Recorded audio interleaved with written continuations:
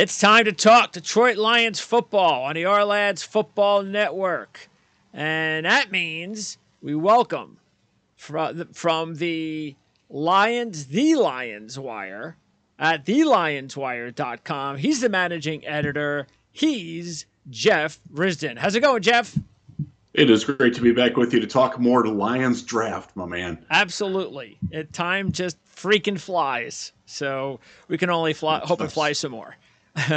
especially as a Lions fan at this point in time, because we have been talking about the growth of this franchise now for the past couple of years.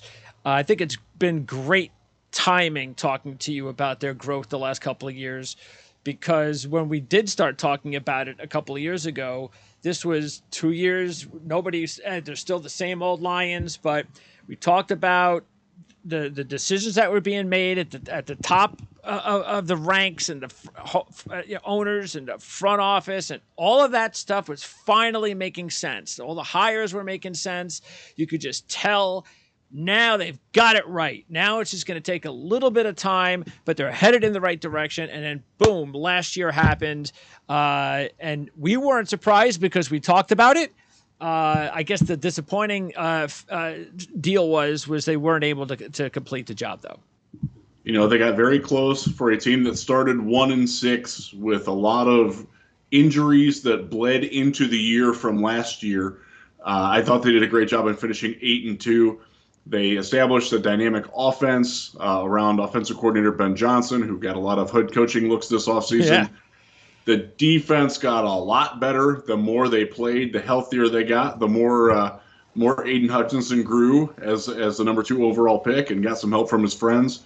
You saw a defense that was 32nd out of 32, and if there was 100, there would have been 100 out of 100 early on. And they really turned it on at the end of the season. They were an upper echelon unit by some measurements. If you use DVOA, they were a top 10 defense in the last 8 games. And just the way that they played, I believe that. They were certainly much different, much improved. And now the hope is that you carry all that improvement, the 8-2 finish, over into 2023. That's going to be the hard part now that expectations are raised. Well, you know, and you talk about also the fact that they have the additional draft pick, so that's going to be huge. You talk about, the cap space, I'm sure we'll get into that, but they can do a few things. But I think the next step on defense is they drafted Hutchinson last year, but now they kind of got to get like another partner. They got to find like another potential star partner, somebody, because again, the defense was really solid. Now, who knows? Maybe there's a couple of guys there that can become that second or third guy, but that's what we're looking at. And would you agree? Because we did our first mock draft a couple of weeks ago, our lads, and I actually had the Lions, and my first pick, I just went with cornerback. Now, I put Witherspoon there because I tell you the truth, I wasn't sure who's going to be. It's too early. I think 1 through 6, a corner could go any way. That's how tough it's going to be to figure out who the top corner is going to be. But I figured the cornerback spot was going to be important. And then I actually went with some edge rush help a little bit later on. Actually, defensive line help with Brian Brzee from Clemson. So those are but the theme for me was defense, that they've got to find some more difference makers on defense. And the way you just said that is perfect. They need difference makers. They've got a solid core. They need somebody besides Aiden Hutchinson. And I will throw Kirby Joseph, their rookie safety from a year ago, who wound up picking off Aaron Rodgers 3 times last year, which was glorious. Yeah. And in fact, he might have intercepted Aaron Rodgers' last NFL pass if Rodgers comes out of the darkness and decides to retire, which would be something else to hang on his mantle. They need more guys like that are going to steal the ball, that are going to make the opposing offense scheme and worry about them. It's somewhat speculative with Joseph going that way, but the way he played at the end of the season, it's easy to see him going down that road. Outside cornerback is absolutely a massive need. Jeff Okudah is not reliable. He played very well early on. He got hurt again. He got a concussion and just wasn't the same guy when he came back. This is a guy who's battled injuries all the time. He's not going anywhere. But if they want to get better, they gotta have an upgrade over him and Jerry Jacobs as their outside cornerbacks. Look, I love Jerry Jacobs. He's a great story, great young player. But they need somebody to be above him on the depth chart, and right now they don't have that. Yeah. So it's unfortunate that it's not the 6th pick of last year's draft. Right. Because you could have grabbed one of those corners because the corner comparison is just not there. Like I said, that's why the Lions might decide to still take a cornerback, but maybe they decide, hey, if somebody wants to move up, we'll move down, maybe get an extra couple of picks and take a cornerback with our first pick. But because that was the only thing. I mean, we're not making trades on our mock draft, but that was the only thing I was a little bit, do they need to take a corner at 6? I think that might be a little too high. 6, it might be early. And the logical candidates are Devon Witherspoon from Illinois and Christian Gonzalez from Oregon. They're very different styles of player. Witherspoon is just total dog, man. He's going to go after you. He's going to thump you. He's going to let you know that he's shutting you down. Gonzalez is more a longer, great athlete, like straight out of Central Casting. Doesn't always play with that grit. And Dane Campbell wears that grit hat a lot. So we're kind of wondering if he's a fit or not that way. Hey, could be. But he's certainly got potential to be that. And then you got Joey Porter Jr. too. I don't want to throw him out. No. I'll be honest, his holding scares the crap out of me. He holds all the time, and that's something that's going to have to change at the NFL level. But you got a good teacher, he's a really good player too. And Aaron Glenn. High-end prospect. Yeah. And Aaron Glenn, yes, as the defensive coordinator. Aaron Glenn was known to hold a little bit in his day too. And he knows how to get away with it. So yes, he does. Maybe he can help teach some of those guys how to do it. Garrett Williams out of Syracuse is a guy that I like a little bit later. Is another guy that probably is going to need that sort of schooling. Either stop holding or figure out how to get away with it better, because illegal contact is not going to be his friend in the NFL either. Speaking of Glenn, it's interesting because it shows you the impatience of analysts or even fans, because at that point early in the season, there are a lot of people who were like, Aaron Glenn doesn't know what he's doing. He's in over his head. They need to fire him and move on. I mean, you got to be patient, especially like you said, they had the injuries, and when you're trying to instill your own system, it's especially now in the NFL with all the new players and free agents and rookies, it takes time sometimes, and then throwing the injuries, and it's not an easy transition. No, absolutely not. And they did a good job of developing some guys. John Kaminsky came over from the Falcons, was fantastic. Once he starting in the last he started the last 8 games of the year, they averaged a full touchdown less per game allowed than they did when he didn't play. And this is a guy, 4th round pick out of Charleston, small town guy, high school quarterback that added like 55 pounds, high school option quarterback, became an NFL defensive end. He was so good for the development of James Houston and Aiden Hutchinson. He's the facilitator. They love that guy. Now, he is a free agent, but he basically begged the team to re-sign him. So if he's that important, he'll be back. Yeah, if he's that important, yeah, they need guys like that. Yeah. They need defensive tackle. To your point, you chose Brissy with the pick. I'm not his biggest fan. There are critics out there. I get it. Yes. In that range, that's kind of a weird area to need a defensive tackle. If you can't get Jalen Carter at 6, my belief is that if they can get Jalen Carter at 6, you run that card up. He might go 1 if a quarterback doesn't go 1. Yeah, he could. Yeah. He could. I'm curious as to how his lack of production is going to get viewed. He went an entire calendar year without a sack. Sure. Which, that's obviously, if you watch the Georgia games, there's a lot of context to that, and he's clearly making an impact on the game. But that could be a tough sell to some fans. You're giving me a guy that got 6 sacks in 31 college games with the number 1 overall pick. We'll see about that, but he's certainly worthy at 6. No question about it. Absolutely.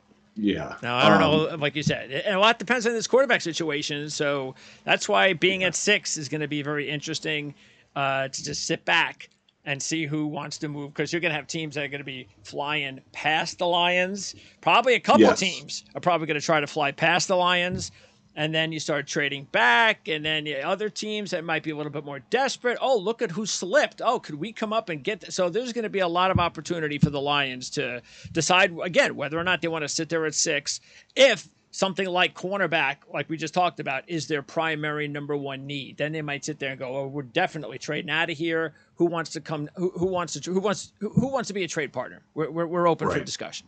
So yeah, and it's a great year to need a cornerback, both in free agency and the draft. I think cornerback is the strongest position in this draft class. Could be from top to bottom. So it's a good year to need, and they also need a starting slot cornerback. Will Harris has been that role. He's a free agent. He might be back. He could be back. Even if he is back, I'd like him to be the backup. I would love for him to be your utility backup defensive back because he can play to some level every position in the secondary, but he's probably not good enough to start at any of them on a good defense. But if you can use a guy like that as a depth player, if they could get a guy, Brian Branch is a guy that from Alabama. Yes. Would love to see him in that role of a slot safety, safety type player. Could be. And he makes sense at 18. In fact, he was in my last mock draft at 18. So he's another guy that makes a lot of sense. You're going to see him in quite a few mock drafts to Detroit. Well, I'm gonna tell you right now, our number one scout over at ourleds.com who did the draft with me loves him so much that he actually had him going at number 5. Wow. That's how much he loves him.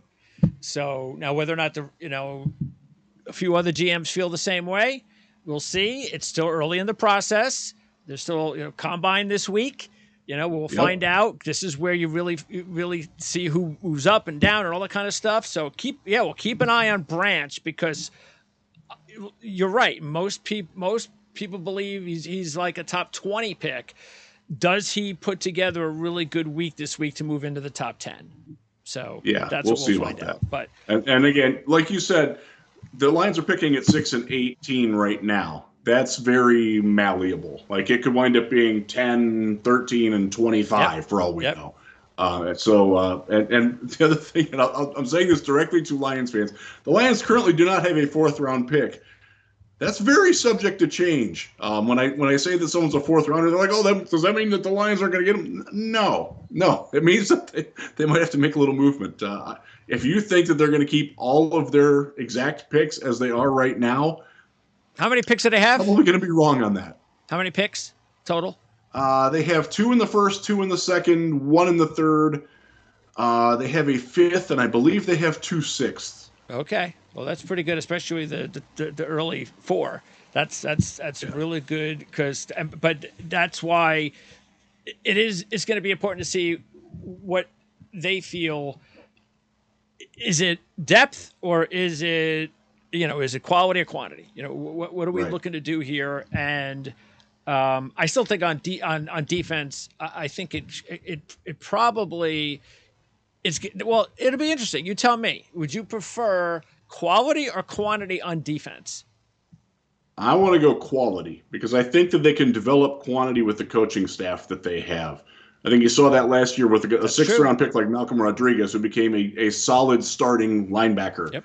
He's got limitations, no doubt about it, but the way that they have developed guys like him, guys like Jerry Jacobs, Aleem McNeil has become a very good player. They moved him to 3 tech from nose tackle, and the defense as a whole, that also coincides with when Kaminsky came back into the lineup, and Jerry Jacobs got healthy, and Mike Hughes quit playing in the slot and moved outside. Like there was a nice little confluence of events there that all sort of came together.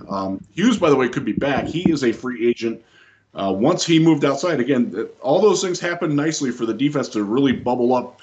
So it wouldn't surprise me if he's back. I haven't heard one way or the other, but he would, if they were to get him back, that would solve some of the quantity issues.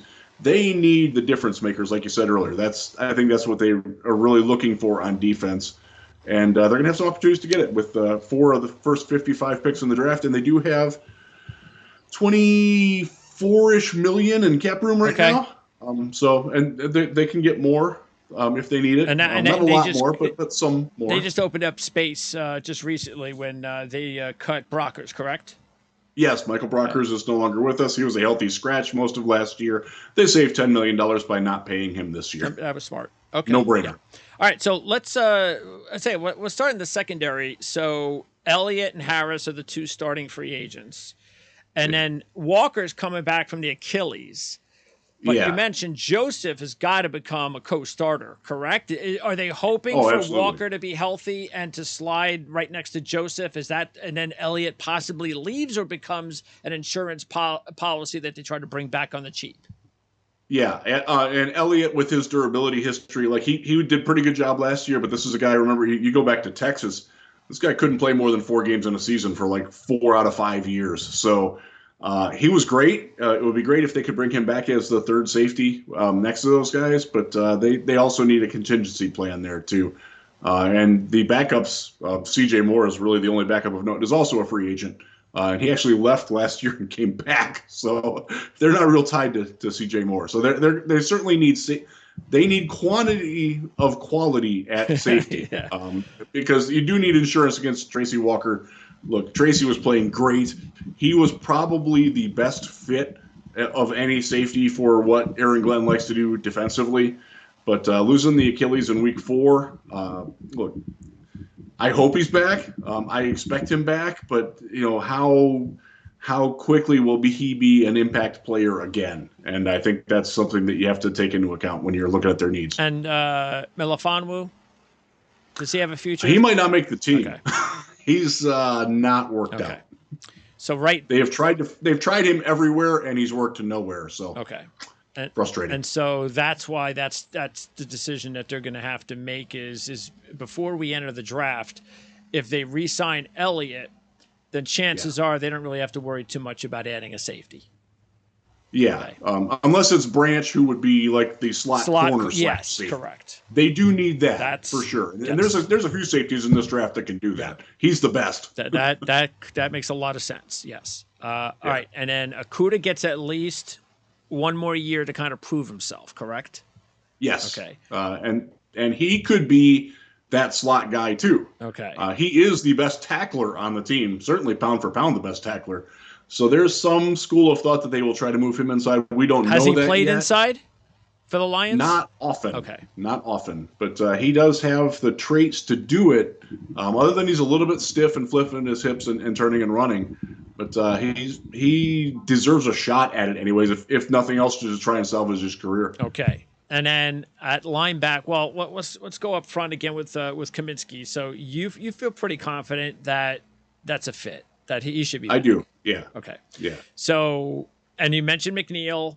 What about the kid from Washington? Because he was injured, had the back injury. Wasn't like he had a great rookie season. So is that sort of at this point, would be considered either a bonus that he plays well now, or is it there's still expectations he's going to play well? I don't think there's any expectations that Levi Onwuzurike is ever going to play again, to be honest with you.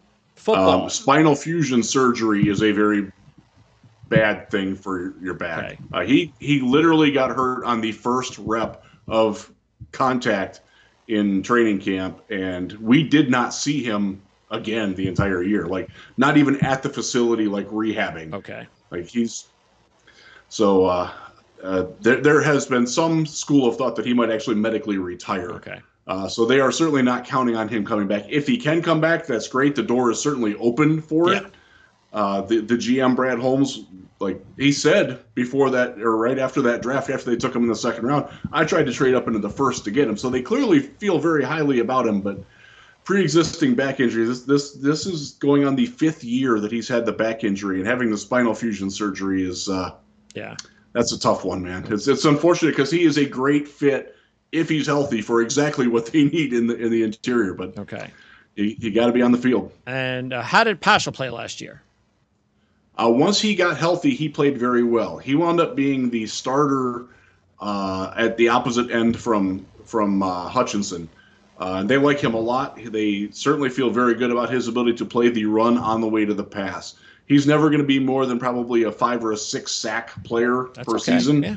he's a really, really smart Yes. player. And they loved rotating him and James Houston together as sort of the thunder and lightning combination on the outside. They can actually play together, too. You can have Houston as sort of your stand-up edge, playing the wide nine technique, or standing up as an outside linebacker outside of Pascal or Hutchinson for that matter, and rush him. And I think they got pretty creative doing that late in the season. I think they like that look, so I think you're going to see a lot more of that. Houston, again, Aiden Hutchinson led all rookies with 9.5 sacks. James Houston was second with 8 in 6 games. That was crazy. That was just crazy. I can't count on that. You guess you can't, but it's still great to see. And, we'll see how he fits for a 6th rounder. That's just awesome return. But they still need an edge rusher, correct? They've got to get another guy. So they have Charles Harris and Romeo Okwara as overpaid veterans. I think one of them will be gone and one of them will be back. Okay. And remember, Harris missed most of last year with he tore his Achilles. Okwara tore his Achilles the year before. He came back. He played the last 5 games of the year and didn't really do a lot. Wasn't bad, but just wasn't the same guy. So they have some expensive decisions to make there. So I'm not sure that they view edge as a priority. They could use another guy like Houston who can step in and really bring the heat, maybe a designated pass rusher type. So I think they've got the stout end, the close side end, whatever you want to call strong side end. I think they've got that fairly well covered between Hutchinson and Pascal and one of the veterans that I just laid out, and Kaminsky. But they could use like the pure speed guy, and there's any number of them. I'll just throw him out there because I don't expect the Lions to get to him in the 3rd round. But a guy like Will McDonald out of Iowa State is a guy that makes some sense as a pure flame-throwing speed rusher.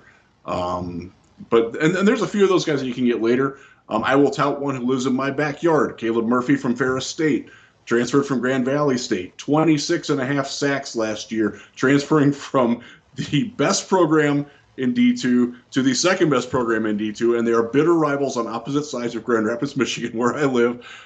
He is a bigger, faster, stronger version of James Houston. I've seen him play several times. He's really, really good. Some team, whether it's the Lions or not, is going to get a massive. He's a project. There's some work to be done. You're getting a massive upside potential with a guy like Caleb Murphy out of Ferris State on day 3, and you're probably going to get him in the 180 to 225 range. Is he going to the combine? I would love a player like that. Not specifically him, although he'd be great, but a player of that sort of caliber, a guy with some upside athletically on day 3, I think is where I would go for a pass rusher. And I think they see it that way too. Is he going to the combine? Yes. Okay, cool. We'll take a look at him for sure. Well, I know, of course, Dave's already taken a look at him, but I'll definitely take a look at him now that you told me. But what you're saying, though, is that even though it may not be a priority right now, that's because they have some of these other veterans still on the roster for at least another year. So it's not an emergency for this year. But if the right guy were to slip or be available, that's a different story. Yeah, I mean, if Will Anderson's there at 6, you take Will Anderson. Sure. I don't think they would have a problem with that. But from what I talked to people down at the Senior Bowl and have gotten feedback back and forth, they're pretty happy with they'd be okay going into 2023 with what they've got. Okay. But they certainly wouldn't eschew a chance to get better. Got it. Makes sense. Glad to hear that. All right. And then also at linebacker, you mentioned Rodriguez, and we talked about him after the draft, and he lived up to everything that we talked about that was possible. So that was nice to see. What about how's Barnes? I mean, Barnes played a lot as a rookie. Probably maybe shouldn't have, but that's where the Lions were in 21. Yeah. Anzalone is a free agent. So does Anzalone come back? That's a good question, and that's one we don't know. Do you think he should come back? I say this as somebody who's been a vocal critic of his. I'd like him to come back. He played well down the stretch, and that's the reason why he might not come back. He's 28 years old. He's never had a healthy season before. He's coming off of his best football. This is his shot to cash in. And as much as I'd like that to be in Detroit, I think I almost hope that he goes somewhere else on like a 3-year, $15 to $20 million deal, and cashes in and takes advantage of his good season. Because what he does was a good fit, but it's also replicable in this linebacker class, especially with a ton of guys that can turn and run, can cover, can get out and blow up screen passes, and probably tackle a little bit more reliably. And again, you're dealing with some durability issues with Anzalone too. He was healthy last year. That hasn't happened before. Going back to what his sophomore year at Florida, that's a long time ago. So at minimum, even if he comes back, they need somebody else to fill in to be a group, because I think that's a 1-year deal if he comes back to Detroit. And Derek Barnes has not done enough to engender himself to being more than your top reserve linebacker. He's fine, but you can do better. So what if they lose Anzalone? What do they need to do? What was he doing that helped the Lions defense specifically? So he is the guy who ranges from the middle to the outside. Very good coverage linebacker. Yeah. Rodriguez takes care of the middle of the field. He sort of floats around the tight end side. He can turn and run. He wound up being great at covering running backs out of the backfield. In fact, for all their defensive foibles, the Lions were the best team in the league at defending the pass to the running back. Wow. Anzalone was a big part of that. Okay. So they would need to replace that. They would like a guy who can do a little bit more in coverage, and also blitz some A-gap blitzes, some B-gap blitzes. And you can find that, again, there will be a couple of guys that are available at 18, although I don't think that they view that position as a priority. But second round, third round, into the fourth and fifth, I like this off-ball linebacker class, and I think you can find guys that can do specific things like that. They might not be complete players, but if you want your pass rusher, you take Ivan Pace from Cincinnati. Guy could be an edge if he was a little bit longer and bigger.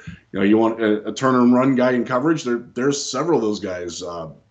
What's his name? Dorian Williams from Tulane is a great example. Oh, I like him. Get him in the third or fourth round. Yeah. So they're going to have some options there where they could probably go cheaper. So would it be nice to have Anzalone back? Yes.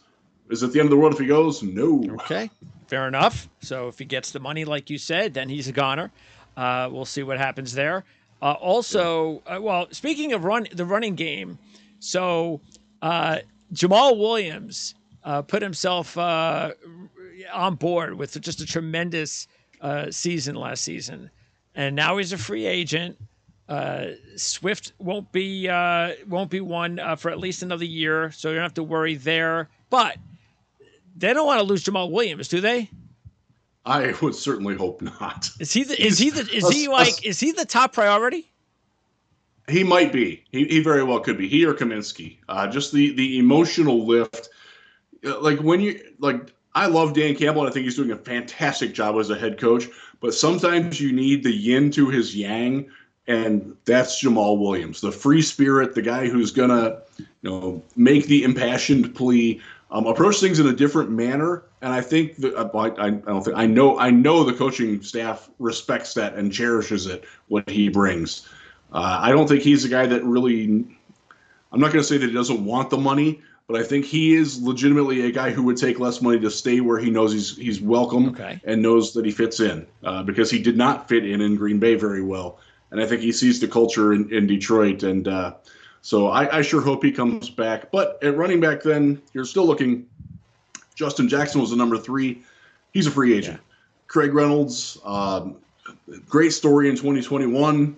In 2022, he wasn't quite that guy. He got hurt. He had a bad chest injury early on.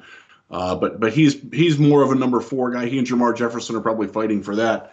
So they need a number 3 at minimum, and if Jamal goes, they need number 1A. Okay. And that's so they're. And again, I think this is a pretty good running back class, from Bijan Robinson at the top. Obviously, just tremendous talent, but his backup at Texas, Roschon Johnson, is a guy that I think could fill the Jamal Williams role very well in the third round. Like Jamal, you're paying for intangibles with Jamal. He's not going to score 16 rushing touchdowns again. Sure.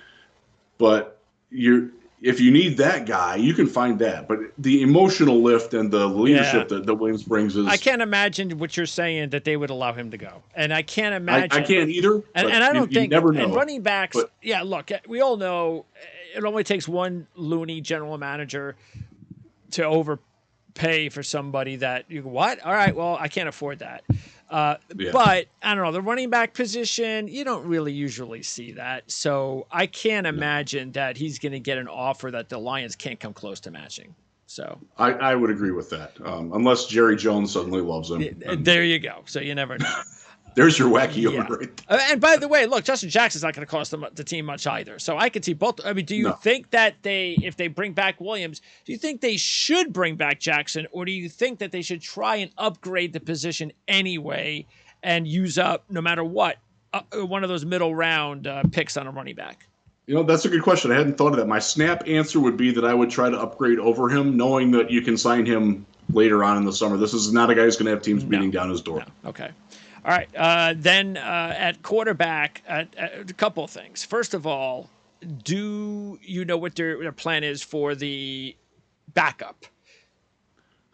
Absolutely not. And I'm talking about all of Detroit crazy. And I'm not talking about do they go and draft a future number 2 who could become the number 1. I'm talking more of immediate 2023 number 2 that you could come in. Do you think they're just going to probably go out, or unless Sudfeld's the guy, do you think they're just going to go out and get like a cheap veteran to be an insurance kind of number 2 guy? We honestly don't know, and we have had these discussions amongst ourselves in the Lions media room, and Lions, they need both. Yeah, so Jared Goff is literally the only quarterback on the team. Like, nobody else is under contract. Yeah. They have gone El Cheapo on the backup, and it has not worked, from David Blau, Tim Boyle, Nate Sudfeld. Like, none of these guys are people that you want in a game that needs to be decided. And this is a team with the risen expectations. We all anticipate them getting a better veteran backup who can play right away if Jared Goff, if he bangs his thumb on a helmet and has to miss 4 weeks. Like, there's pressure on to perform now. That guys like Tim Boyle and Nate Sudfeld, they're simply not up to that task. They've got to get better there. I have a very strong belief that they know that. Is there a fit? But, I like Cooper Rush myself. I'm a Mac guy. He's local from Michigan. Did very well in 4 of the 5 starts that he had to make for Dak Prescott last year. A good one. The 5th one was brutal, and that's why he will always be a backup. The Eagles roughed him up pretty bad, but he fits the system. He's very good at keeping the trains running on time. He can do things with his legs a little bit more than what was advertised, so he makes sense. If you want to go older, Andy Dalton is the same kind of guy, another ex-Cowboy backup.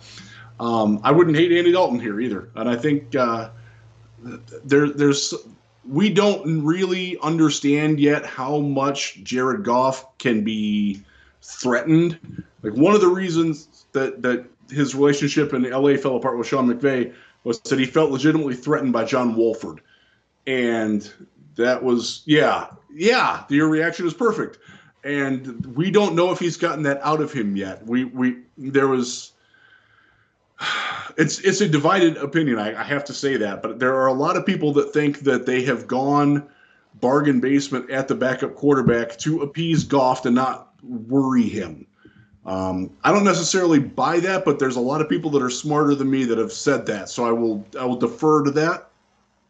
But they at minimum need a backup who can come in and play right away, and then you're looking at a rookie quarterback. Yes. And who knows? And we are all wondering, and we are hoping to find that out this week down in Indianapolis, where they're looking. Are they looking at 6 if a guy like C.J. Stroud or Anthony Richardson is there? Or would they wait till day 2 to get a guy like Hendon Hooker, who is, I think, my opinion, if he were 23 years old and had a healthy knee, would be regarded right with those guys. Absolutely.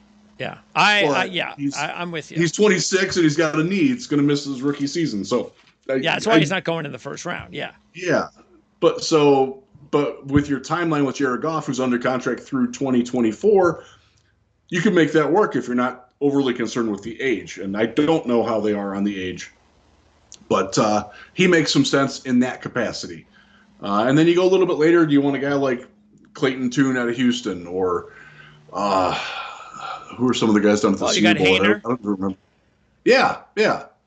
There's some potential down there. Jaron Hall makes some sense. Yeah, there's some possibility. He's older, but like you said, that's the question. It sort of depends on where you're looking and how much you want to emphasize developmental versus like a guy that maybe could be your number 3 as a rookie and maybe play his way up. And I'll say straight up, we don't know where they're at on that yet. That's one of the things we're trying to find out. I look, to me, Richardson is a good fit as long as there is just no way. I don't think the Lions would pick him at 6. He's not worth the 6th pick in the draft. He's just not. He's a wild card. You don't know what you're going to get. Yeah, he's your lottery ticket. Look at what I got to work with, but you don't know if it's going to turn into anything. And you just can't use the 6th pick in the draft on a guy like that. You just can't. So I don't think that. I would say more of if they, like we talked about, if they trade down, they accumulate another pick, or if he's available at 18. Then we can talk about Anthony Richardson for the Lions, because it's not like Goff's not worked out. That's the point, is that Goff played very well last year. And you're trying to win here, and you spend a first-round draft pick on a quarterback that's not even supposed to play for you next year. Well, you could have used that on a really good player that could help you win now. So that's why I doubt Richardson, my personal belief, but only if we're talking about earlier. A little bit later, first round, that's a different story. He would certainly be a lot more palatable at 18. Yes, absolutely. No doubt about that. And, what do you think? What's the overall fan base? Is there a consensus on Goff being the guy? For 2023, yes. Beyond that, it's still very much divided. And he was great for the last, pretty much the entire season. He had a couple of clunkers. That happens. The New England game, the Miami game, Carolina, he wasn't very good, even though the offense scored some. It was primarily garbage time, and he wasn't great. But overall, he earned that Pro Bowl spot last year. He was very great at running Ben Johnson's offense. There's a lot of thought that Ben Johnson won't be with the team after this coming season. He got head coaching opportunities last offseason, in the past couple of months. He chose not to pursue them. If he doesn't make that choice next year, he's probably going to get hired. He's a mastermind. He is exactly what NFL owners want their coaches to be, in that, Shane Steichen and Sean McVay, that type of young, dynamic presence, creative head coach.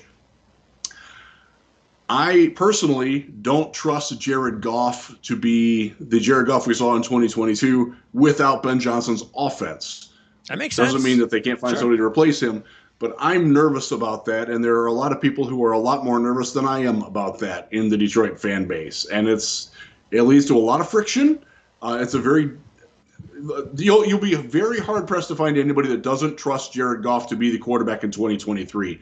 Beyond that, it's probably 50-50 whether you want to keep him or you want to get somebody else in.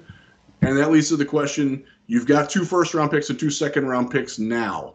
Do you make that investment now? You've got your guy in your system. You see what you've got. It's not a terrible quarterback draft unlike last year. No. Do you make that investment now, or do you push it off until you absolutely need it a year from now and possibly need to have a rookie that plays more? And that's a philosophical argument. I don't think there's a wrong answer either way. I personally would go this year, but I would respect anybody that wants to go next year too, because I like you said, Greg, and you're 100% right. You can get another guy who can make your overall team that much better with one of those picks that you're basically not going to use in 2023 if you take a quarterback. And that's not a difficult sell either. And look, the class next year is even going to be better. It looks that way early anyways, that's for sure. And Drake May is fun, man.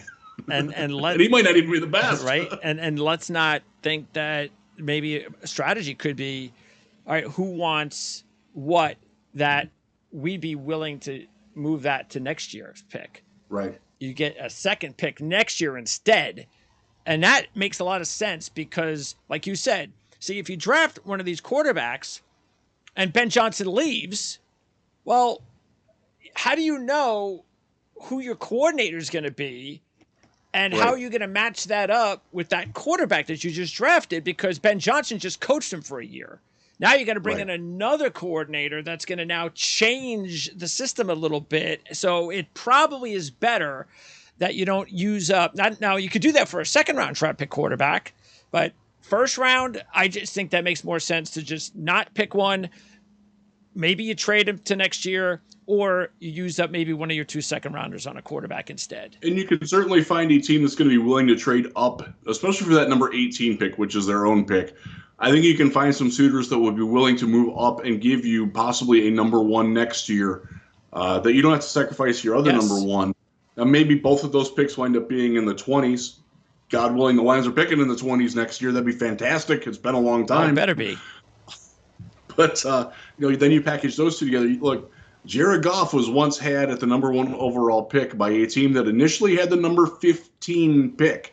It can be done. Absolutely. And that's why I'm saying, too, as we're seeing with these quarterbacks lately, whether it's Mahomes or Hurst, again, you can draft a guy late first, second round, and he could still become something in today's NFL, which you never would have thought of, really. That was a rare thing years ago. It's becoming a little bit more easier now for these kids to be drafted, these quarterbacks to be drafted a little bit later and to be able to transition into the NFL. So yeah, we're beyond the Dan McGuire era, thankfully. Oh, wow, that's an old name. Okay, so offensive line, we know how good it is. Are they going to try and extend Jackson? Do you think is that something, or are you just going to wait until next year? It sounds like they're working on that already. Okay. And that makes a lot of sense. He's a great run blocker, pretty good pass blocker. Their only real hole, well, they have two holes. They need a number 3 tackle. Matt Nelson just hasn't been it. And this is a team that uses a 6 tackle as their blocking tight end. They use it more than any other offense. Okay. They use it on 11% of their plays last year. They do this a lot. It is a big role. So they need that guy. And assuming Dan Skipper doesn't come back, he's a free agent that they can sign in August again, as they have each of the last 3 Augusts. He's the other one in that. And Obena Eze, look, I love the guy, but he's probably not the answer there. And then they do need a starting right guard.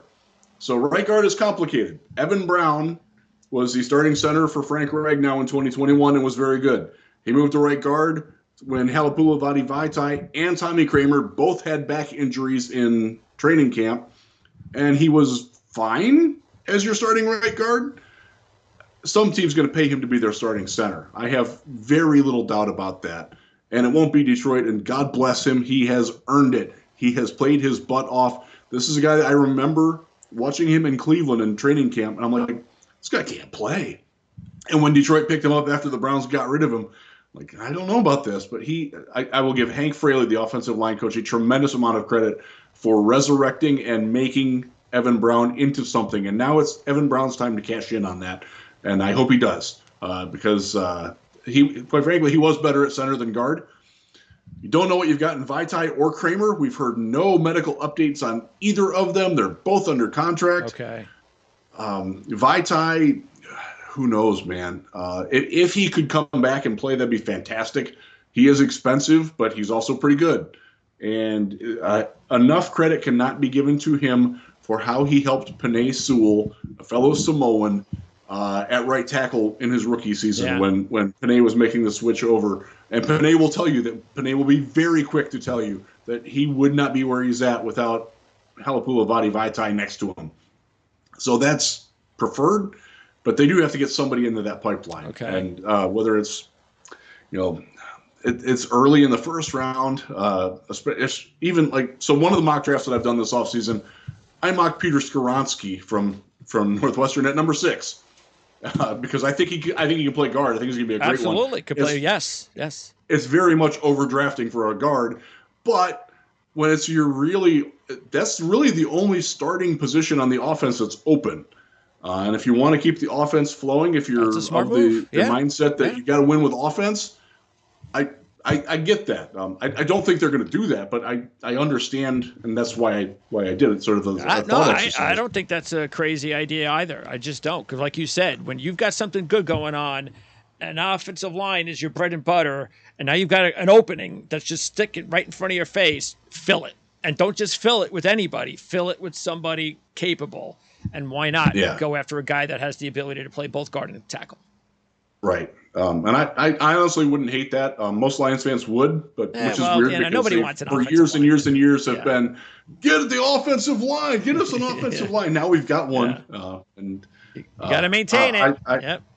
Yeah. But again, I do like the middle class of, the middle round guys.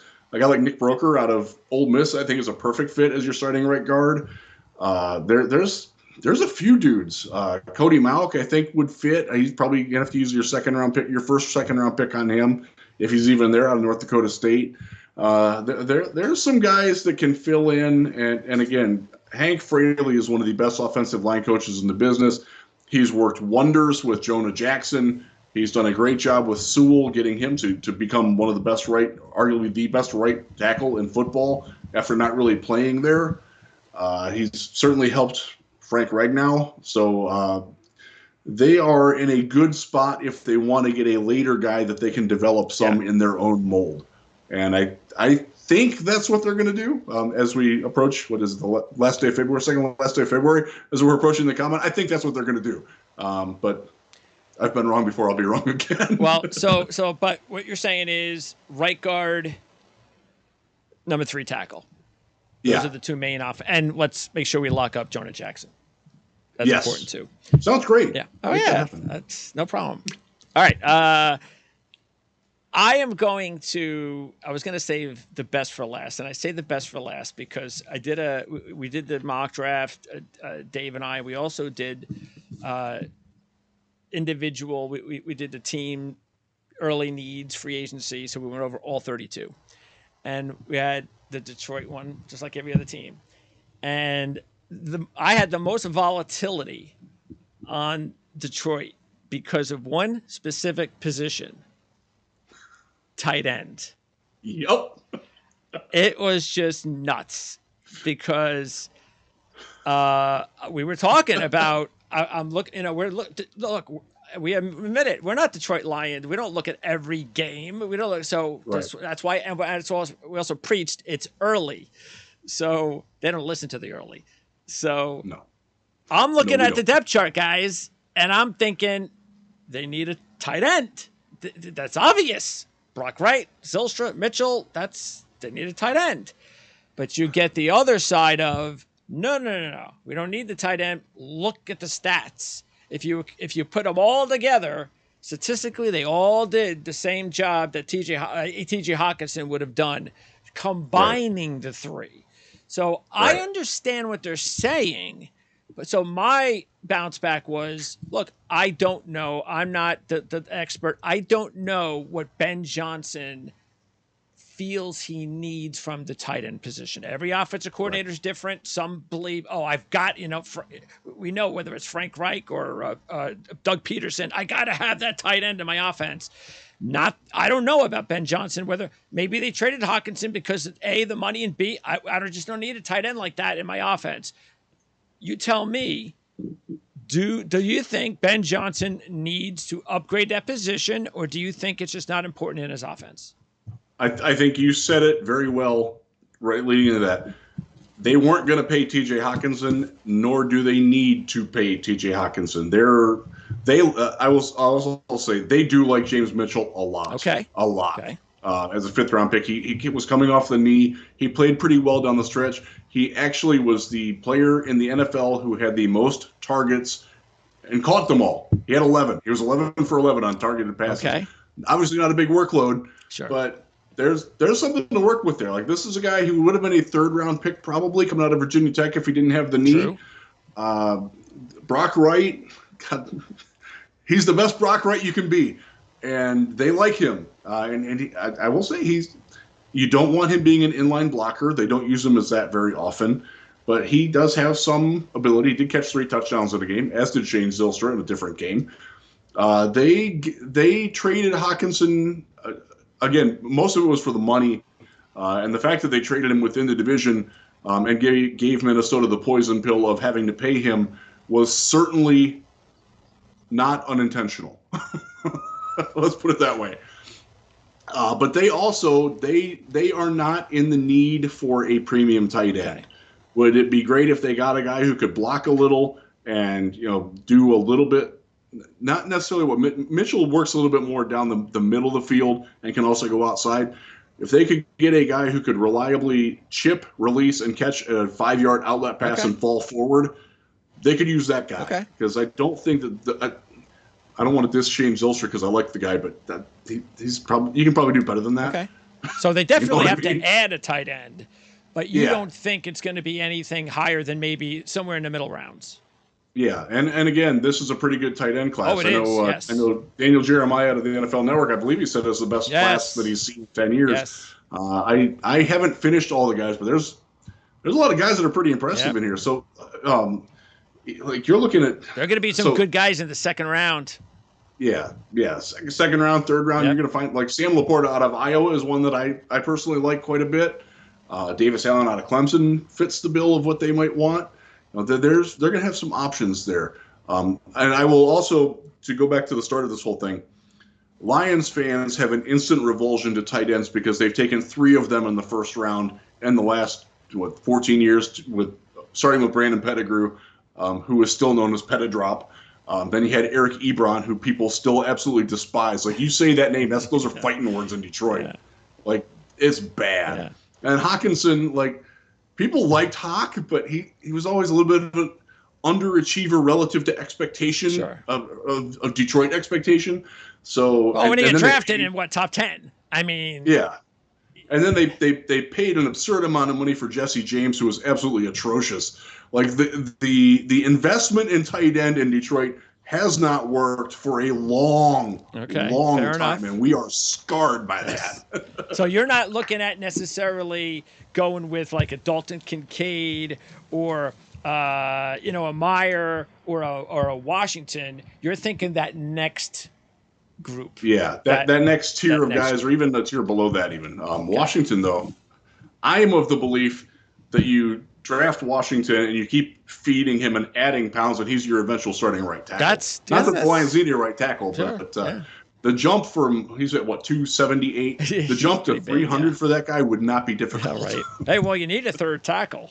So that's right. Maybe he'd be the perfect guy. Now, see, you can sell me on that at 18, because I think it would take 18 to get him. Yeah. I don't think he's going to be there at 49. That could be interesting. That would be a fun discussion. It would be, yes, on this specific team. And then wide receiver, so definitely Shark is gone. I can't imagine that a team like Cleveland or Houston or Chicago wouldn't pay him more than what Detroit would. Yeah. And obviously with Jameson Williams coming in next year, that pretty much slides into that spot. So, and the other guys are solid role receivers. It's a nice. Amon-Ra St. Brown is he's he's a number 1, number 2 guy, but the rest of the guys, the Reynolds, the Raymonds, the Cephases, that's a nice group. That's a nice depth group. Yeah, they could use a bigger guy with some speed to take that Shark role. They could also use a backup slot receiver.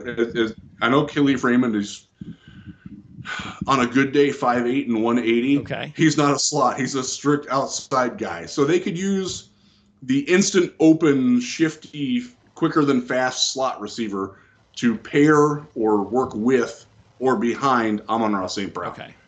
That would be my biggest thought for what they would need at wide receiver. All right. So Raymond, he was basically the number 1 slot guy last year. He played outside. Oh, he did. They used St. Brown as your slot, and they Josh Reynolds played some big slot. Quintez Cephas, before he got hurt again, had some run. I don't really expect him to be back much. This is a guy. He gets hurt all. Like even in training camp, he's leaving like every practice with a nick here. You're missing a set of reps here and there. Unfortunate. That's not a way to endear yourself to a team when you're as modestly skilled as he is. So I kind of think he's going to be moving on. And the last, a couple quick things before I let you go. I didn't ask you about Swift. what do the fans think about Swift? Because I think there's obviously an expectation that he was going to be, even though he was a second rounder, that he was going to be the man. He's had injury issues. So what do the fans think about him? They are simultaneously tantalized and frustrated with him. And I don't really see any other way you can be, because he is capable of doing things that very few other running backs can do, but he doesn't do them with any frequency. And so the hope is, so Deuce Staley was a running backs coach. He has moved on to Carolina. They've replaced him with Scotty Montgomery, who worked with Taylor down in Indianapolis. He is the running backs coach and assistant head coach now. Deuce Staley and DeAndre Swift were not a good fit together. They did not get along. Oh. They didn't really respond to one another. So the hope is that maybe Montgomery can reach Swift better. Interesting. That remains to be seen. I will say that there is more growing frustration around Detroit as a whole, that DeAndre Swift is a guy that just doesn't play tough or play well if he's not 100%. Okay. And you're never 100% as an NFL back. Okay. And that's been the knock on him pretty much since his first training camp. Okay. And he's got to overcome that, because he does have considerable talent. He's a phenomenal receiver and red zone weapon. And if they want to keep utilizing that, they're a better team with him on the field. But he's got to prove that he can stay on the field and want to stay on the field. And that has been a subject of very fierce debate in Detroit. Well, then another reason why it's important to re-sign Jamal Williams and to try to upgrade to position in general, because you just don't know whether or not he's going to be around for another couple of years. Yeah. So, all right. And then I want to ask you about special teams. So Badgley's a free agent, and I guess Jackson, was he your number one kick returner? Yes. Okay. He was. Kaylee Freeman can do that. Okay. He's your punt returner. He can also do your kick return. They have toyed with the idea of running Jameson Williams back there if he's healthy. I pray to God they don't do that. No, let's not do that. No. So is this? You think they're just going to look for a free agent, or what? Do you think maybe they just go into the draft and then see what you got afterwards? I expect them to have a competitor for Badgley at kicker. I do think Badgley comes back. Okay. Whether they draft one or not, it's interesting. They looked at some kickers this year. Like, I don't want to say it's abnormal how much they looked at kickers, but they were paying attention to the kicking class this year. Okay. And kicker's a big deal in Detroit. Like, we got spoiled. We went from Eddie Murray to Jason Hanson to Matt Prater with 1.5 bad seasons out of all of those, in the gap between Hanson and Prater. Like, we've been spoiled. So kicking is kind of a big deal. Badgley was really good, but he wasn't perfect, and that rankles some feathers. He's also a terrible kickoff guy.